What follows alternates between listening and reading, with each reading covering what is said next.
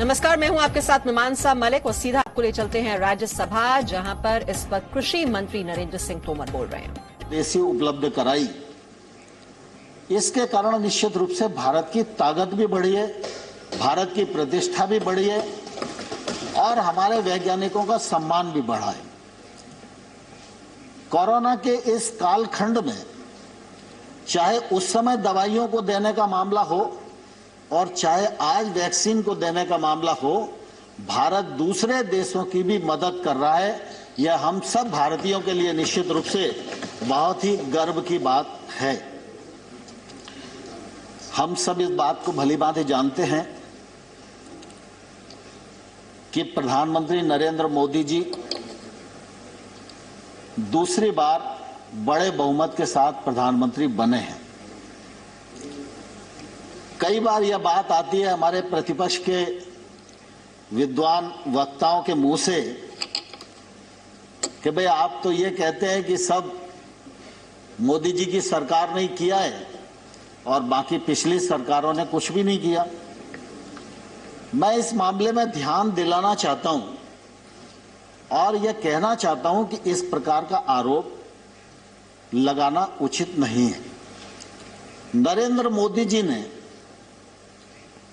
Central hall के अपने पहले भाषण में, जब उनको नेता पहले कार्यकाल में चुना जा रहा था तब भी, और 15 अगस्त के लाल किले से दिए जाने वाले उद्बोधन में भी उन्होंने यह कहा था जोर देकर कि मेरे पूर्व की जितनी सरकारें हैं उन सब सरकारों का योगदान देश के विकास में अपने अपने समय पर रहा है और इसलिए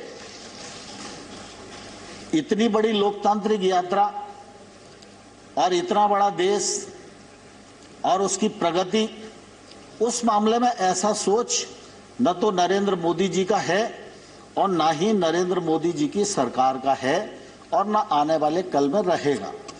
लेकिन स्वाभाविक रूप से यह तो सच है कि जो काम नरेंद्र मोदी जी के कार्यकाल में होगा, जिस ऊर्जा से होगा, जिस गति से होगा, जिस पारदर्शिता से होगा, दृढ़ संकल्प से होगा, तो उसका उल्लेख तो हम लोग भी करेंगे और आप भी हाउस में नहीं करोगे, लेकिन व्यक्तिगत बातचीत में तो आप सबको भी एहसास होगा ही कि ठीक हो रहा है। तो इसलिए इस प्रकार का सोच मुझे लगता है उपयुक्त नहीं है। प्रधानमंत्री नरेंद्र मोदी जी की सरकार गांव, गरीब और किसान के लिए पूरी तरह प्रतिबद्ध है और आने वाले कल में भी प्रतिबद्ध रहेगी। मैं गांव से ही अपनी बात को शुरू करना चाहता हूं।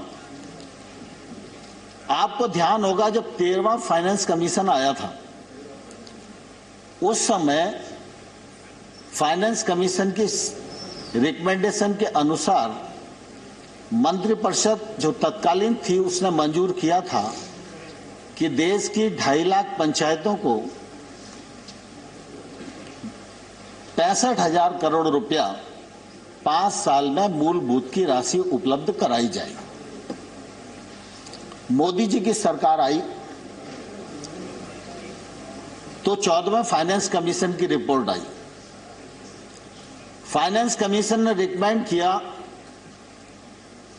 कि पंचायतों को 2,292 करोड़ रुपया दिया जाना चाहिए। सरकार बनी थी, स्वाभाविक रूप से सरकार के मन में यह बात रहती कि पैसा अगर हमारे हाथ में रहेगा तो हम ज्यादा कुछ योजनाएं बना सकेंगे, खर्च कर सकेंगे। लेकिन उस समय मोदी जी ने दोनों रिकमेंडेशन हूबहू स्वीकार की। एक तो ग्राम पंचायतों को 2,292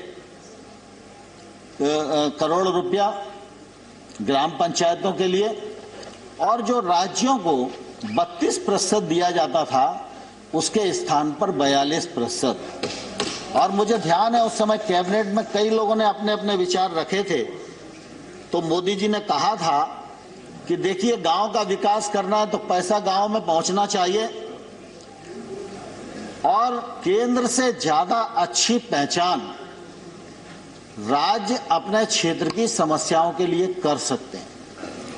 वो समस्याओं के नजदीक हैं, निराकरण उनके हाथ में है, और अगर पैसा उनके पास रहेगा तो वो अच्छी योजनाएं बना सकेंगे, और जब राज्य आगे बढ़ेंगे तभी देश आगे बढ़ेगा।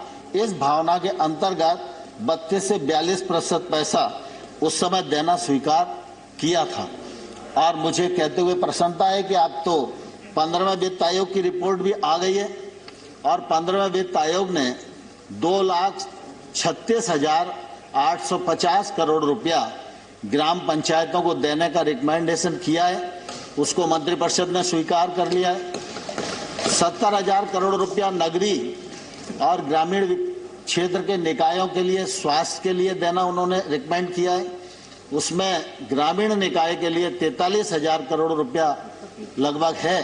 तो ग्रामीण क्षेत्र में अब इन 5 सालों में ग्राम पंचायतों के माध्यम से 2,80,000 करोड़ रुपया व्यय होगा, जिसका परिणाम ग्रामीण विकास के रूप में आएगा। यह मैं आप सबके समक्ष इस समय कहना चाहता हूं। दूसरा, माननीय सभापति महोदय, ग्रामीण क्षेत्र में हम सब जानते हैं, या बहुत सारे हमारे साथी बैठे हैं जो गांव में रहने वाले हैं, और गांव में चाहे आबादी के क्षेत्र में हमारा मकान बना हो, चाहे कोई भी संरचना हमने अपने रहने के लिए अपने खेत में बनाई हो, उसका मालिकाना हक किसी के पास नहीं होता था। जो खेती की जमीन है, हम उसके भूमि स्वामी होते थे, उस जमीन पर हम लोन ले सकते थे, उसको गिरवी रख सकते थे, उसका मालिकाना हक हमारे पास था। लेकिन अगर उस जमीन पर कोई बिल्डिंग बनी है, उसका हक और मालिकाना स्वतः किसी को भी प्राप्त नहीं था। मुझे कहते हुए प्रसन्नता है कि गत वर्ष पंचायती राज दिवस के अवसर पर हमने प्रधानमंत्री जी को अनुरोध किया और स्वामित्व नामक स्कीम प्रारंभ की, जिसको 6 राज्यों में हम लोगों ने पायलट किया, और लगभग 1,47,000 लोगों को अभी तक मालिकाना हक दिया जा चुका है। और मुझे कहते हुए प्रसन्नता है कि वित्त मंत्री जी ने इस बजट में इस स्कीम को 6 राज्यों के अतिरिक्त अब पूरे देश में प्रभावी कर दिया है, पैसा देना स्वीकार कर लिया है। अब गांव में रहने वाला भी कोई नागरिक जिसका अपना मकान मालिकाना हक का नहीं है, उसको इस योजना के अंतर्गत सर्वे करके राज्य सरकार को अवगत कराया जाएगा। राज्य सरकार उसको मालिकाना हक प्रदान करेगी। अब अगर उसकी जमीन से कोई सड़क निकल रही है और उसका मकान प्रभावित हो रहा है, तो शहर की भांति ही उसके मकान का भी आकलन होगा और उसको मुआवजा राशि उसी हिसाब से मिलेगी। अब यह मकान की जो संपत्ति है, ये संपत्ति बैंक में भी गिरवी रखी जा सकेगी। अगर कोई परिवार अपने बाल बच्चों को आगे काम शुरू कराना चाहता है, उसके लिए वो ऋण लेना चाहता है, तो यह संपत्ति उसके काम भी आएगी। यह एक बड़ी योजना भारत सरकार ने इस दौरान ग्रामीण क्षेत्र के लिए प्रारंभ की है।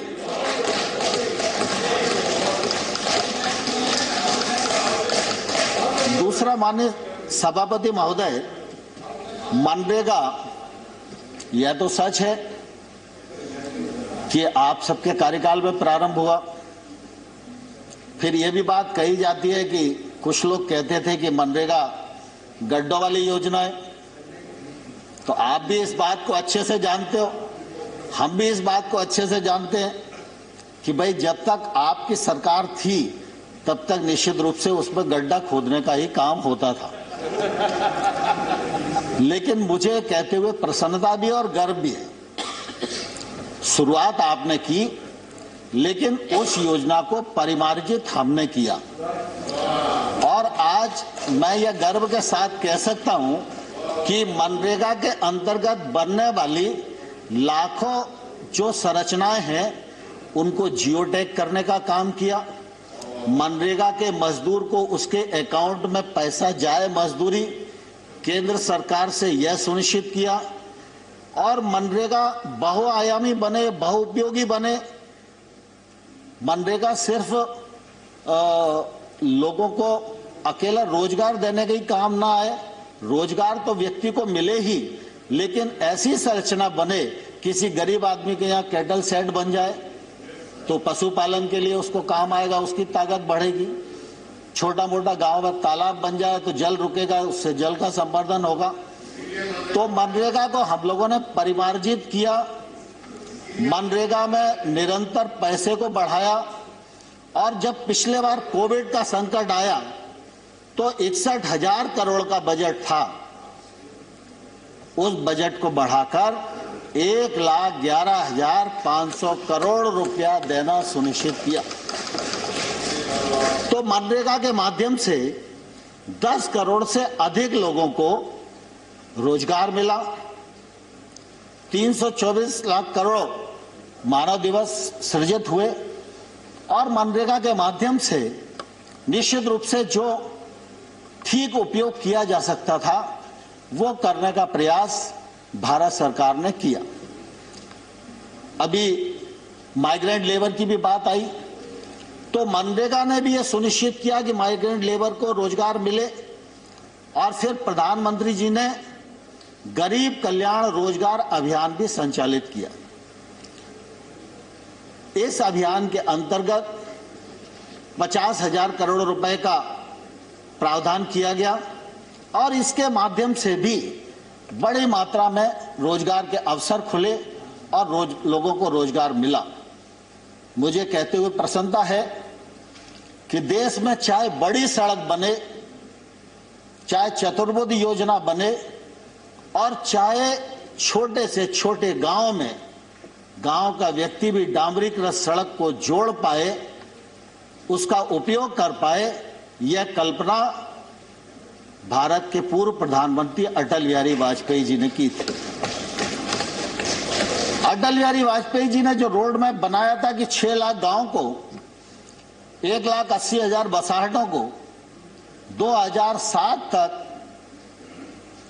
डामरीकृत सड़क से जोड़ दिया जाएगा, वह काम पूरा नहीं हुआ क्योंकि अटल जी की सरकार बीच में चली गई। मुझे कहते हुए प्रसन्नता है कि बीच के कालखंड की जो स्थिति रही वो अलग है। आज फिर उस काम को प्रारंभ किया है, फर्स्ट फेज सेकंड फेज पूर्णता की ओर है और मुझे कहते हुए प्रसन्नता है कि जब प्रधानमंत्री नरेंद्र मोदी जी ने दूसरा कार्यकाल प्रारंभ किया तो 80,250 करोड़ रुपए की लागत से 1,25,000 किलोमीटर सड़क थर्ड फेज के अंतर्गत बनाई जाएगी, यह भी हम लोगों ने सुनिश्चित किया। मोदी सरकार ग्रामीण विकास और किसानों के लिए किस तरह से प्रतिबद्ध है, उसी की जानकारी देते हुए मनरेगा की जो राशि है वो बढ़ा दी गई है। ग्रामीण क्षेत्रों के विकास के लिए जो राशि आवंटित की गई है उसे भी बढ़ाया गया है। राज्यसभा में बोल रहे हैं कृषि मंत्री Narendra Singh Tomar. Presenting B News app available on Google Play and App Store. Download it now.